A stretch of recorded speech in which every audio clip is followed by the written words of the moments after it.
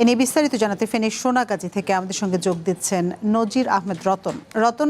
রায় তো নুসরাতের পরিবার সন্তোষ প্রকাশ করেছে, কিন্তু নুসরাতের মা নিরাপত্তার শঙ্কার কথা বলছেন। কেন এটি? নগদ নিয়ে এলো হার না মানা হার অফার। সর্বনিম্ন 10,000 টাকা রেমিটেন্স নগদে পাঠালে থাকছে স্বর্ণের হার জেতার সুযোগ। জি, আপনি যেভাবে বলছিলেন রায় কিন্তু উভয় পক্ষই সন্তোষ প্রকাশ করেছেন, এবং বিশেষ করে আমরা যখন নুসরাতের মায়ের প্রতিক্রিয়া জানতে চেয়েছিলাম, তিনি প্রথমে 3 বার আলহামদুলিল্লাহ পড়ার পরে কিন্তু তিনি সন্তোষ প্রকাশ করেছেন। তবে পাশাপাশি তিনি শঙ্কা করেছেন যে তিনি তার 3 ছেলের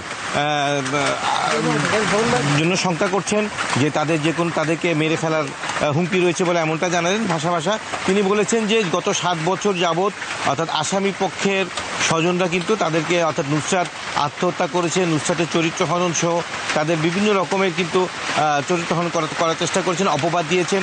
তাদের সমাজে টিকে থাকাটা ছিল অনেক কষ্টজনক, সেই কষ্টের কথাই তিনি বারবার বলছেন।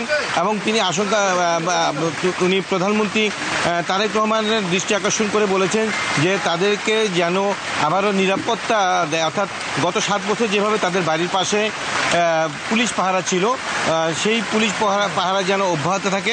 আপনারা দেখতে পাচ্ছেন যে আমরা যেহেতু নুসরাতের বাড়ির পাশে অর্থাৎ শেডে পুলিশ পাহারা রয়েছে, আজকে অতিরিক্ত পুলিশ মোতায়েন করা হয়েছে, এভাবে যেন পুলিশ আরও তাদের নিরাপত্তার জন্য পুলিশ প্রত্যাহার না করা হয় সেদিন তিনি বারবার আবেদন জানিয়েছেন।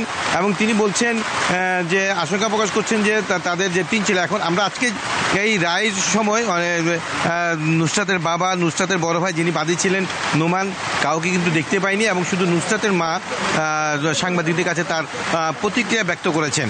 এবং পাশাপাশি আমরা বলতে পারছি যে এখানকার যে একেবারে পিনপতন নীরবতা পালন করছিলেন। নুসরাতের মা প্রথমে মিডিয়ার সামনে কথা বলতে চাননি, এবং তিনি খুবই শঙ্কিত ছিলেন। অর্থাৎ সংবাদকর্মীদের খুব অনেক অনুরোধের ফলে তিনি প্রতিক্রিয়া ব্যক্ত করেছেন। এবং আমি মুঠোফোনে মামলার বাদী যে নুসরাতের বড় ভাই নোমানের সাথে কথা বলেছি, তিনিও মামলার রায়ে সন্তোষ প্রকাশ করেছেন, এবং তিনি শ্রদ্ধাশীল, বিচারপতি শ্রদ্ধাশীল, তিনিও কিন্তু শঙ্কা প্রকাশ করেছেন, বলেছেন যে নিরাপত্তা যেন অব্যাহত থাকে, পুলিশ যেন পাহারা থাকে, তাহলে তাদের মধ্যে স্বস্তি ফিরে আসবে। তারা কিন্তু বারবার শঙ্কা প্রকাশ করছেন। এর মধ্যে ইতিপূর্বে কিন্তু তারা বলছেন যে তাদের যে গত 7 বছরে তারা বাড়িতে পুলিশ পাহারা থাকলেও কিন্তু ফেনী শহরে কিন্তু সদরেই নোমান এবং তার বাবা কিন্তু বসবাস করতেন। তারা অনেকটাই নাম প্রকাশ করতে অনিচ্ছুক ছিলেন, তারা নিরাপত্তার খাতিরে নাম প্রকাশ করেননি। তারা বারবার কিন্তু নিরাপত্তার সংখ্যা এখনও প্রকাশ করছেন। তো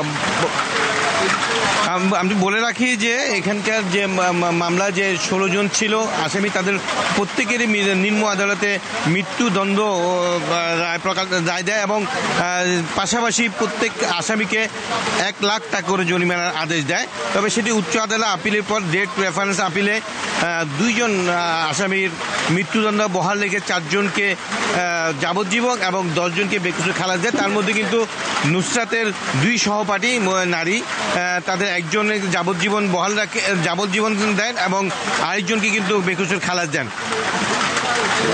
এই ছিল আসলে আমার কাছে নুসরাত হত্যাকাণ্ড রায়ের আপিল বিভাগের রায় নিয়ে সবশেষ তথ্য। রতন, আপনাকে অসংখ্য ধন্যবাদ আমাদের সাথে যোগ দেওয়ার জন্য।